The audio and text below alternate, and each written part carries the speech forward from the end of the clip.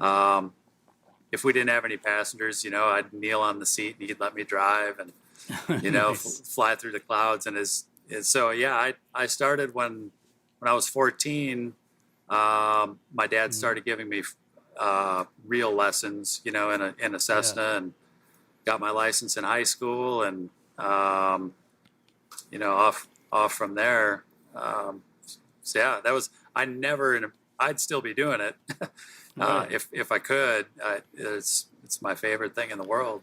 Was there ever a moment where I guess what would be like the scariest moment you've had of your career? Was there ever a situation like that where you were like, "Oh my gosh, this is frightening"? Several, yeah. Yeah. I mean, I could tell stories for a couple hours if you Yeah. want. There are a couple that stand out. There were Hmm. different levels, I guess. When I was first captain of a small cargo operation, I was based in Columbus, Ohio, and had a super inexperienced co-pilot. It was like we got called out Hmm. at like 2 in the morning during a snowstorm, and we had Oh to man. de-ice the airplane like 3 times before we actually could go take off. And Yikes. as soon as we took off that night, I don't remember where we were going, but we pulled up the landing gear, and the inside of the airplane filled up with smoke. Oh And no.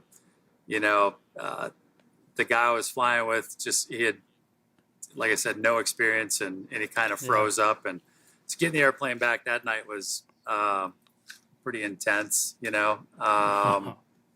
But that turned out to be nothing. It was Really? there wasn't a real fire. It was just some leftover gunk in a heating duct from the maintenance guys. So So what thankfully happened? there It was. just it just clear out eventually, or what? Yeah, I mean, we hauled around and landed as though there was a fire, Oh, okay. but thankfully there wasn't. I mean, we weren't like truly in danger. Hmm.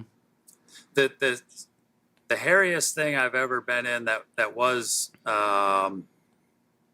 pretty wild was when I was flying a regional jet full of people from Milwaukee to Charlotte one March, and halfway down we started getting warnings, and one thing started failing after another. This is up at cruise altitude, and the things we were Hmm. seeing were not supposed to be able to happen, apparently, because we were Uh-oh. on the phone with our maintenance people describing what we were seeing through these failures. And I remember at one point things were getting real bad, and the guys told me that they said that can't happen, and you don't want to hear that. No, you don't. So long story short, by the time we were Hmm. descending into Charlotte, there were thunderstorms and the weather was terrible, and we had no instruments left.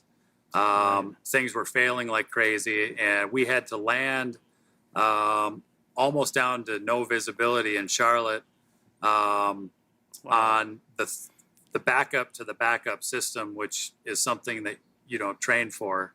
Um, and on top of that, the computers were so messed up and confused in the airplane that the fuel control to the engines was confused, and I kept adding more and more power as we're getting into land, and um, it just kept losing power on us. And so I had no Oh my instruments. I'm gosh. losing power, and we're about 4 miles from the airport, and I realized that, like, at the rate we're losing things, um, I don't know if we have 4 miles left in us. Oh my gosh. And I remember for a second. Um,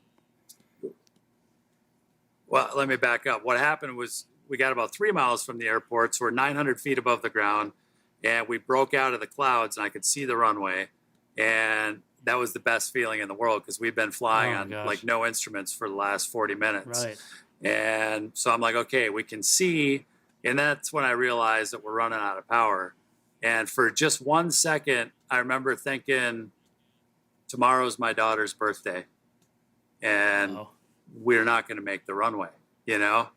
Right. And immediately, I thought, you can't think about that, you know, fly the airplane. Mm-hmm. And anyway, we landed, we made it, and the airplane was so confused. I mean, it started telling us that things were on fire as we're taxiing into the gate. You know, it was telling us that there were fires, and you know there weren't. Wow.